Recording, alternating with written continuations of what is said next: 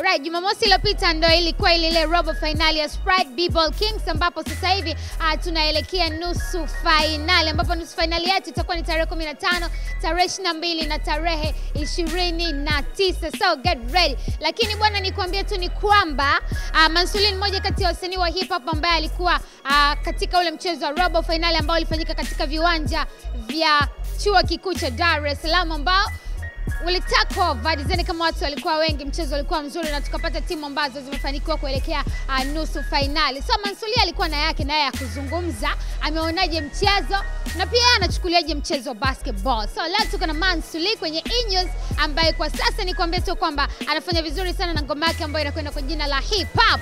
Nadhani naona tu tofauti kwa kwenye organization, lakini cheki wachezaji, unajua wachezaji wale wanafanya mazoezi wako fresh. Nadhani nimefurahi jinsi ilivyokuwa organized na nini.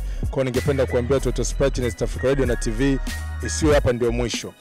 Bali hata kama kuna changamoto zilitokea, lakini vitu kama hivi vinahitajika kwenye jamii. Sababu kwanza inaweza kukutanisha vijana hapa, isinge kwa hii mashindano hapa pengine hapa vijana wote usingeweza kuwapata. Uweze tu kuwapigia simu bwana team fan John kesho mkutane sehemu fulani, wasingetokea hapa. Lakini michezo inakutanisha vijana. Okay. Yeah.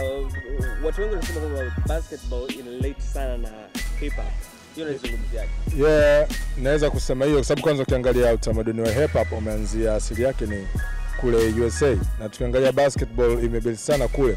Kwanza kuna tamaduni mbili ambazo zote na unakuta sasa sisi wenyewe na hip hop wengi unakuta wamecheza basketball wakina Dili Chapakazi, sijui kina hizo business na watu kibao. Kwanza kuna kama vitu vinaingilia. Hata ukicheki sisi tunavovaa na hip hop wao wenyewe wanavovaa, unakuta zile jezi zao sisi sometimes ndo tunazivaa tu kwenye mashow manini ambao wao ni jezi zao zile malaba wao wanavaa, sisi sometimes tunapanda nao stage-ni. Kwa unakuta ni utamaduni mmoja tu na ambao unashabiana. Unaambiaje vijana wengine ambao labda walikuwa wanaona ya mashindano hatuwezi kushiriki, unajua ni vitu kama hivyo, kitu gani ambacho unaweza kuambia? Mimi nasema kitu chochote kinachotokea ambacho wewe unadili nacho usipuuzie. Hata kama mimi msanii usema kuna vitu fulani vinahusisha wasanii mtokee, usipuuzie ukasema bwana wataenda kina fulani, wakati wewe ni sehemu ya kile kitu. Wewe inabidi pia kukikuza kile kitu. Sababu useme tu timu fulani bwana wataenda kuwakilisha. Wewe mwenyewe ni sehemu ya basketball, kwa hiyo kuwa proud na kile kitu unachofanya. Unaposikia nafasi ya kile kitu unachofanya basi jitokeze.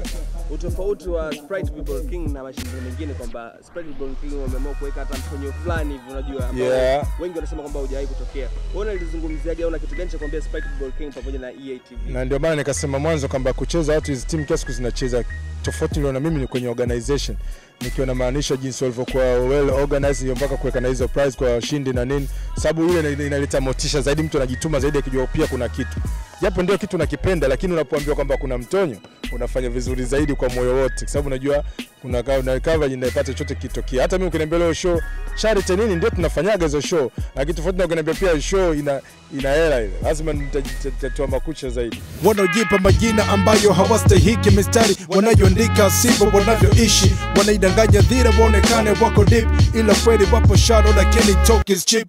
Njia ya bongo fupi hivyo mayo haidumu, wanakuja waka hit leo mambo magumu, ona wameishiwa sera, wanarudia mistari, wanabadili title yaliyomo ni ya wali.